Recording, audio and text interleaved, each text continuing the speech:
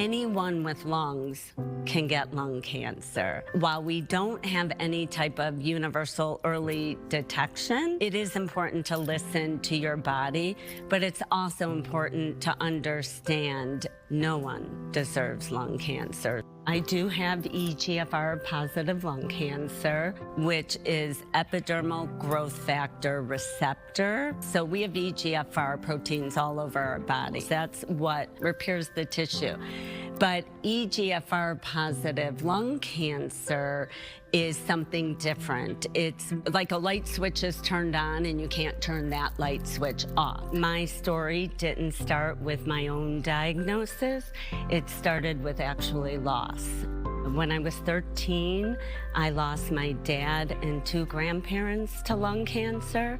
And then when I was in my 20s, both my mom and my aunt died of lung cancer. And back in late 2000, I desperately tried to find an event, a walk, a support group, an organization, some way to confront this disease that had devastated my family. And there was nothing. But I did what I could to get educated and be an advocate. And while doing so, I was diagnosed with lung cancer in 2009 at 39 years old. My kids were 6, 8, 10, and 12 at the time, and their only association with the disease was death.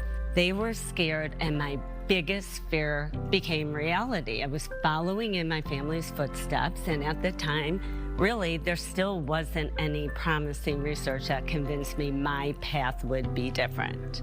Social media, thankfully, was starting to boom around 2009 and 10, and so what we found was people, like patients, caregivers, loved ones, were finding each other online. I always say no amount of therapy could help me through my losses the way my involvement and with advocacy in the community I found who got it in a way that no one else can. It's a support, but it's empowering. 2017, we founded the EGFR Resisters patient and caregiver group. And we started with a Facebook group as a safe space where people could come and they can ask questions and they could share knowledge. People, most importantly, knew they're not alone. Cancer fosters this instant intimacy because it's a very isolating feeling. But when you find a community that can help you, that lifts and carries you when you need it, sometimes it can be life-saving. It is always life-changing. Our community's grown. I mean, we have over 7,400 patients and caregivers from over 100 countries. It's all been wonderful online, but there is nothing like connecting with people in person.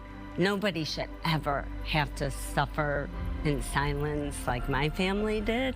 And so that is, I think, what is so important, that the community is really that's everybody's source of strength, is that community.